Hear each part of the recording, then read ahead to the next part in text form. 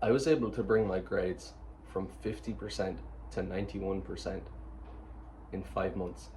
And the only reason I was able to do that was because I got rid of brain fog and I was actually able to focus. So brain fog just destroyed me for years until I realized that I had it and I was able to get rid of it. I didn't realize for about I didn't realize for my entire life until I was about 16 that I had brain fog, and that basically my whole life was making it worse. And it was really, really affecting me. I couldn't focus in school. I couldn't do homework. I couldn't study. I couldn't read books. I could not focus on the things that were important to me that I wanted to progress in.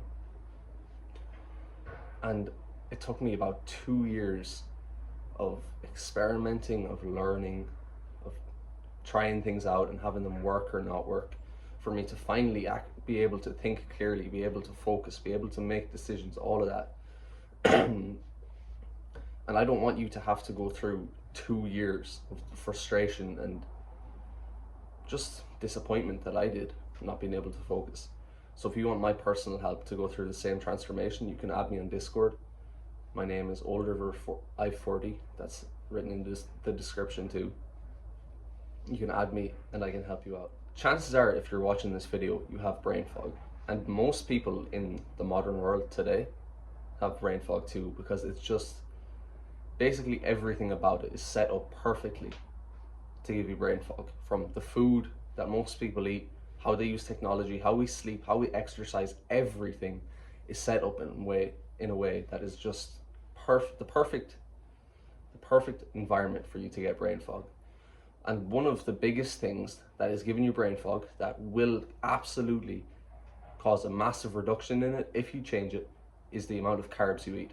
I used to eat a lot of carbs. I was eating sugar, processed foods, and also just a lot of carbs in general, like vegetables, potatoes and rice, just things like that.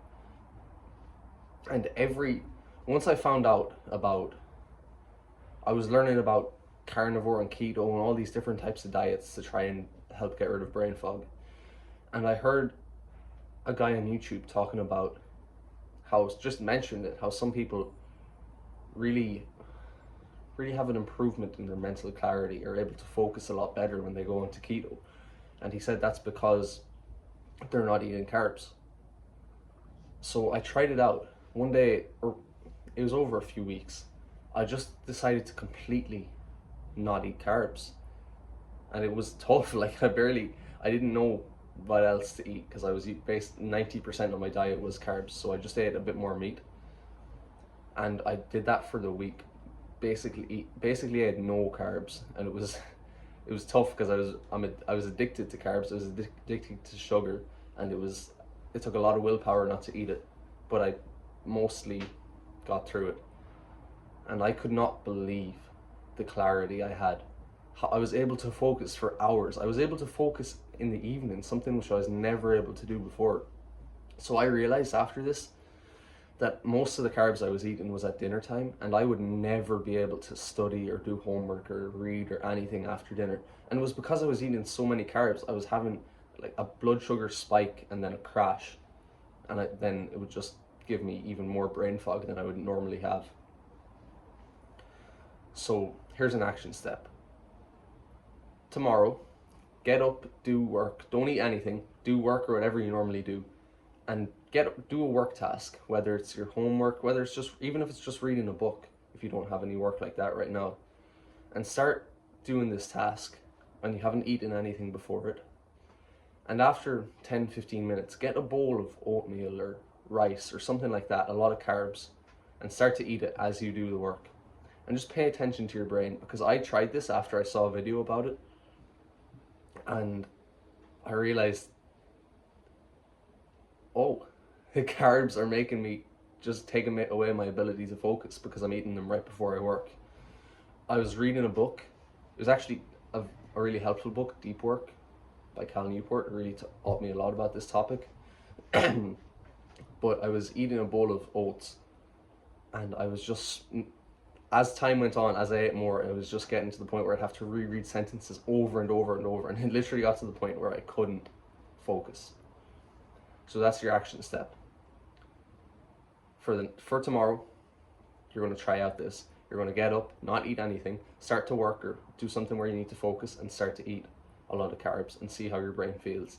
And that will give you the realization that you probably want to reduce the amount of carbs. Another thing that's a huge part of the modern world now, that is just giving you massive brain fog, even if you do everything else right, is scrolling on social media, doom scrolling, mindlessly wandering through the YouTube homepage, the TikTok For You page, whatever it is.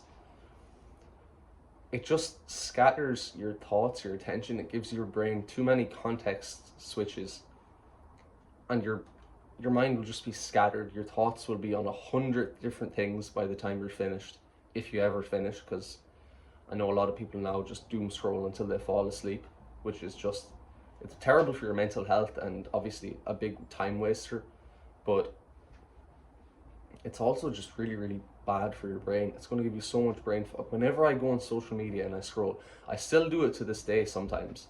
Whenever I do it for more than 5 minutes, even if I only do it for 5 minutes, I can just feel that I'm not able to focus as well, because too many ideas, too many things have gone through my brain. And it's just, when you do it in this mindless way where you're not really paying attention to any of it, it's just even worse for some reason. So your action step for this part is to delete all social media for the next week and just see how it makes you feel. If you feel that you have more clarity, you have more peaceful state of mind, anything like that, then either keep it deleted, or if you really do need it, get some screen time app. Get some screen time app to just reduce the amount of time you spend on it. I use Opal. You can get it for free, and you can limit the times that you use social media, which is just really good. I find that even like a little bit of friction, like I have the app set up where I can only use social media at certain times.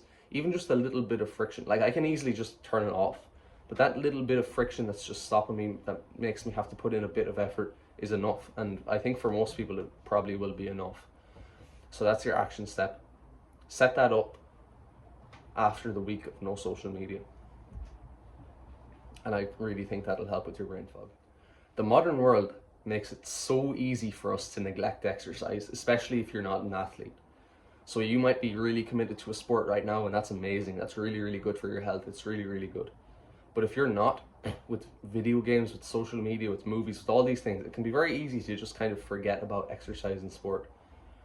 And something I realized is that the type of exercise is actually really important.